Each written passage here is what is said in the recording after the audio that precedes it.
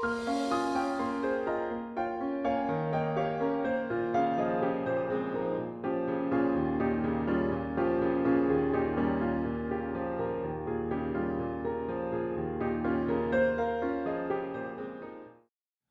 back. Another day, another chord. I'm Aaron Bernstein. By now, you've got a really good vocabulary of chords, but it would be nice to have some kind of system of shorthand so that we could let people know what chords we want without necessarily having to write out every single note. And that's what this lesson will be about, chord symbols for triads. In music, harmony is often not written out on the staff. Especially with jazz and pop music, you often get lead line notation, with only the melody. And the chords to be played are specified by symbols, which also tell you what inversion the chords are in.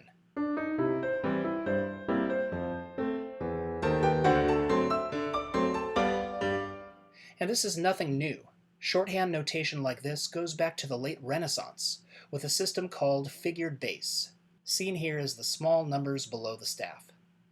This system remained in use through the Baroque era, all the way up to our pal Bach here, and that's where we'll begin. Here's a C major triad in root position. Be careful to distinguish between the terms root and bass. The root is the note that gives the triad its name. The bass is whatever note happens to be on the bottom, which could be any note in the triad. So, in root position, C, the root of the chord, is in the bass. Now, the E creates a third above the bass, and the G makes a fifth above the bass. And we represent those intervals with figured bass numbers. So in this notation, 5-3 means root position. The root's in the bass, and we have a third and a fifth above the bass. But what happens if we invert this triad? Now C, our root, is no longer in the bass. E is our bass note, and the intervals have changed. Now the G makes a third above the bass, and the C makes a sixth above the bass. So for a first inversion triad, the figured bass is 6-3. Finally, let's look at a second inversion triad. This time G is in the bass. C makes a fourth above the bass, and E makes a sixth above the bass. And so for a second inversion triad, the figured bass is 6-4. And that's it for triads. The figured bass system tells us what intervals we have over the bass notes, and in so doing, tells us what inversion our triads are in. Now in the 17th and early 18th centuries, keyboard players were often given just a bass line, with figured bass to tell them which harmonies to improvise over it. So let's start with a simple bass line.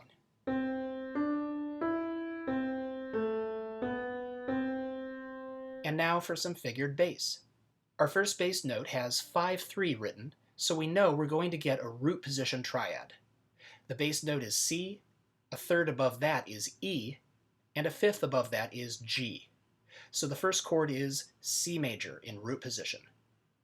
Next, our bass note is D, and the 6-4 tells us we're going to have a second inversion triad. A fourth above the bass is G, and a sixth above is B. So this is a G major chord in second inversion. Moving on, the bass note is E, and the 6-3 means we have a first inversion triad. A third above the bass is G, and the sixth above is C. So this is another C major chord. Our next bass note brings us right back to where we started, C with 5-3 written. So this is the same chord as the first, C major in root position. Now A is our bass note. A third above that is C, and a sixth above is F. So this is an F major chord in first inversion. Then B. A third above that is D, and a sixth above is G. That's G major, also in first inversion. And last, we're back to our first chord, C in the bass with 5-3 written, so that's root position C major. Let's hear the entire chord progression over this bass line.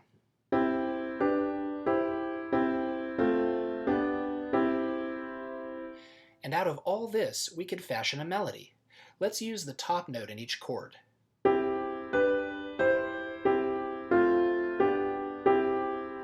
And with a little finesse, we might fill in some passing tones and get this.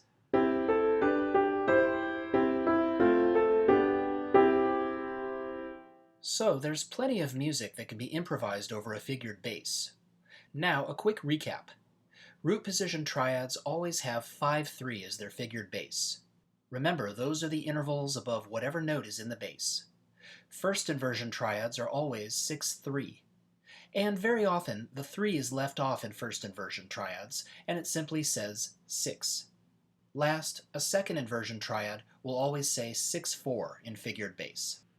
Now you might be wondering what to do if there are accidentals. Let's say we have a root position C major chord with a figured bass of 5-3. But suppose our intrepid composer decided to change that to C minor by flatting the E. Well, that E flat is the third, so in the figured bass we'd simply put a flat next to the 3. Or what if this is supposed to be a C augmented chord? Now the G is sharp. That's still our fifth, so we place a sharp next to the 5. And a final word about figured bass. These intervals don't have to be all in the same octave. They don't even have to be in the same order. For a root position C major triad, you could put the third, the E, an octave higher, and this would still be 5-3 in figured bass. Even though that E is now a third plus an octave above the bass, it still functions as a third. This is called octave equivalency, having these pitches above the root regardless of what octave they're in. And it doesn't matter that the fifth of the triad is now below the third. It still functions as a fifth. Octave equivalency means you can add any number of octaves to an interval and it won't affect how the interval functions. This is a root position C major chord, same as this. Today, figured bass is more common as a form of analysis. Take some college music theory classes and you'll see plenty of it. But in practice, chords are now often indicated by letter name symbols above the music, especially in jazz and pop. Here's an arrangement of Gershwin's Rhapsody in Blue.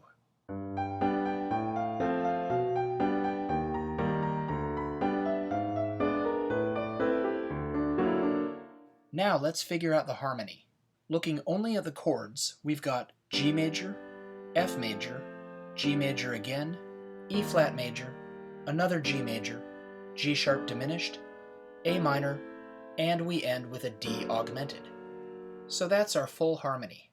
Notice how with major triads we don't bother to write an M. Simply write the letter name of the chord and any musician will know exactly what you mean. However, for minor chords, make sure you do write a small m to indicate that it's minor. For diminished chords, write dim, and for augmented chords, write aug. Now we also have a bass line. These are the low notes right on each beat.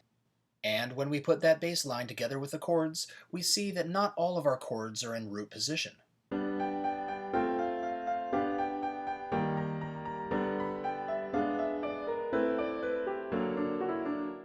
We have G major with G in the bass, so that's root position. But then we've got F major with A in the bass, so that's first inversion. Back to G major, this time with B in the bass, so that's also first inversion. On to E flat major in root position, then G major in second inversion. And our last three chords, G sharp diminished, A minor, and D augmented, are all in root position. So to indicate when chords are inverted, we use something called slash chord symbols. Our second chord, F major, has A in the bass, so we write F/A to show it's in first inversion. The next chord is G major with B in the bass, so we write G/B to show it's also in first inversion. And last, this G major chord has D in the bass, so we write G/D, second inversion. Notice how when a chord is in root position, there's no slash, just the chord name. Okay, if you want to take all this to the next level, I've got some great worksheets that'll give you some practice matching up chord symbols with actual chord names. And it'll give you practice building chords from the ground up using figured bass. I'm Aaron Bernstein, and I will see you next time.